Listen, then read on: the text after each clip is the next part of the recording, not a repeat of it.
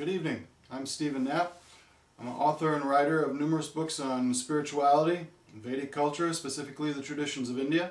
And for those of you that would like to know more about me and much of the information that I've written about, or the traditions of India in general, you can go to my website at www.stephen-knapp.com and find out quite a bit of information. It's grown to be a pretty big site that can assist you in your spiritual development and otherwise. Tonight I'd like to give a presentation reading from the Vedic description of the soul, a presentation I've made on who am I, or who are you, who are we all. Anyway, who am I? What am I? Am I the body, mind, or something more? These are the age-old questions that every philosopher throughout the ages has tried to grasp and understand. After all, how will you know what to do in life if you do not even know who and what you really are? However, the ancient Vedic literature of India has provided the clearest answers to these questions that have been found yet.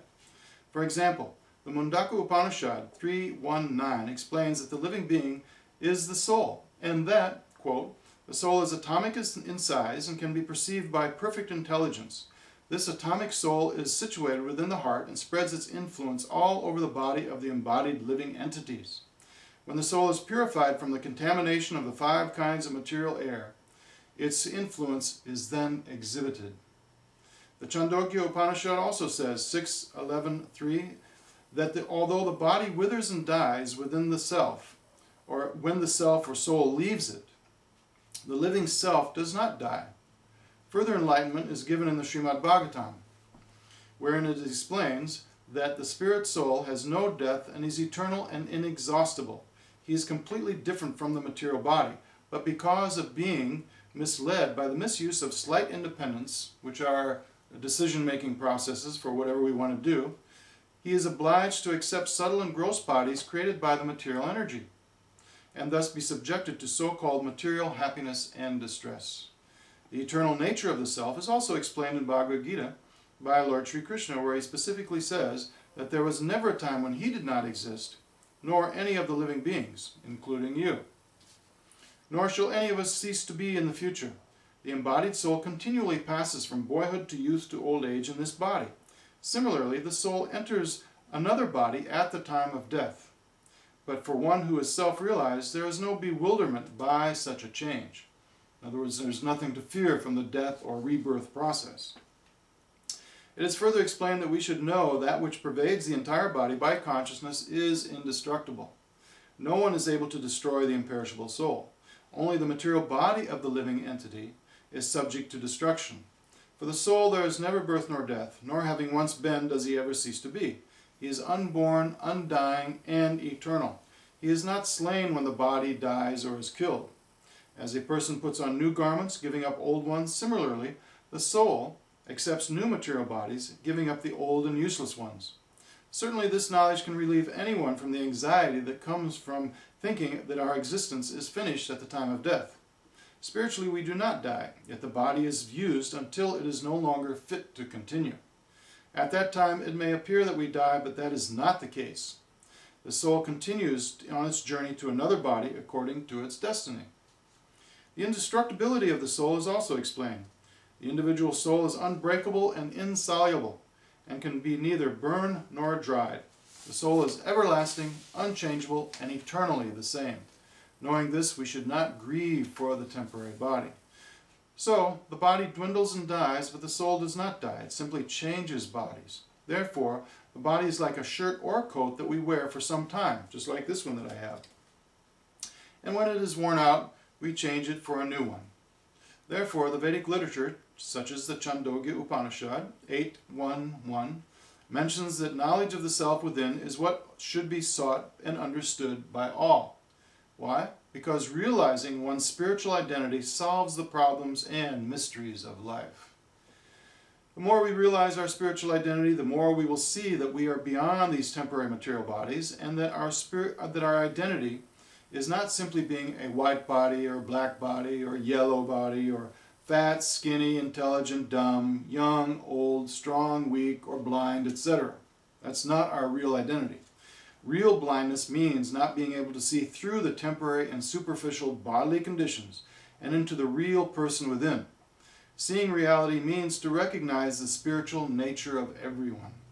The Srimad Bhagavatam 11:28-35 also explains that the soul is self-luminous, beyond birth and death, and unlimited by time or space, and therefore beyond all change. The Bhagavatam 11:22-50 also points out that as one witnesses the birth and death of a tree and is separate from it, similarly the witness of the birth, death, and various activities of the body is within but separate from it. Kind of like driving a car. We are within it, but we're still separate from it. And whatever happens to the car doesn't necessarily mean it's happening to us. The Katha Upanishad relates that within the body, higher than the senses and the sense objects, exists the mind. More subtle than the mind is the intelligence, and higher and more subtle than the intellect is the self. That self is hidden in all beings and does not shine forth on its own, but is seen by subtle seers through their sharp intellect. In other words, by analysis, we can detect the existence of the soul. Just as I'm talking and speaking in front of you now. Why? Because there's a soul within. Otherwise, it wouldn't be possible. From this we can understand that within the gross physical body, which is composed of material elements such as earth, air, water, etc., there is also the subtle body composed of the finer subtle elements of mind, intelligence, and false ego. Some people call this the ghostly body.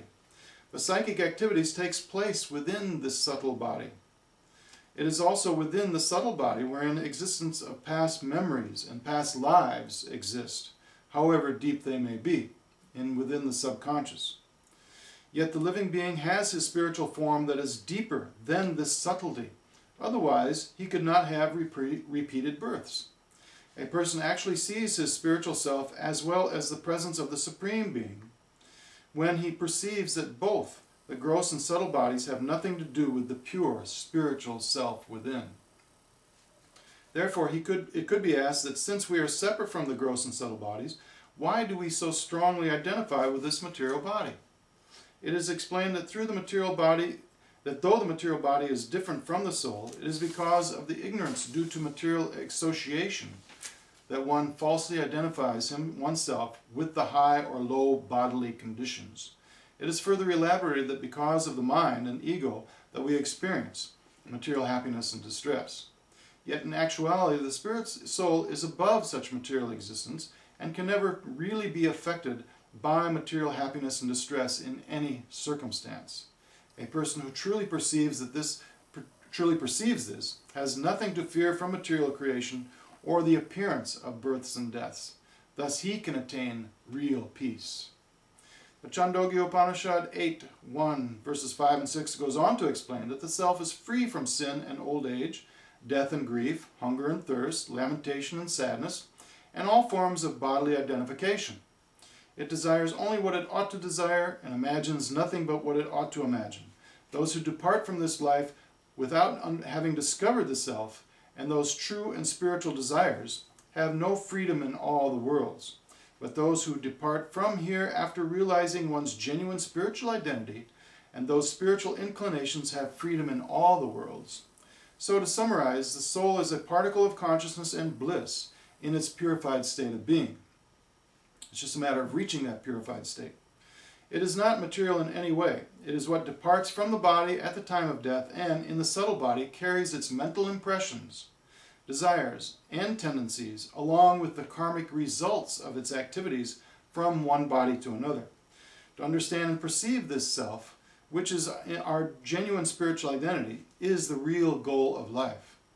Such a realization relieves one of further material existence. As it is explained, those who have purified their consciousness, becoming absorbed in spiritual knowledge and absolving any impurities in the mind, are liberated from karma that frees them from any future births. They are free from any more births in the material world and are delivered to the spiritual atmosphere, the spiritual dimension. How to do this is the ultimate accomplishment of human existence. So I hope you've gotten a little bit out of that. And for those that, since this is a deep topic, for those of you that are interested, you can go to my website at www.stephen-knapp.com, and I have a number of different books and articles that are available for you to pursue this study further. So thank you very much, and I hope to see you again sometime. Thank you. Namaste.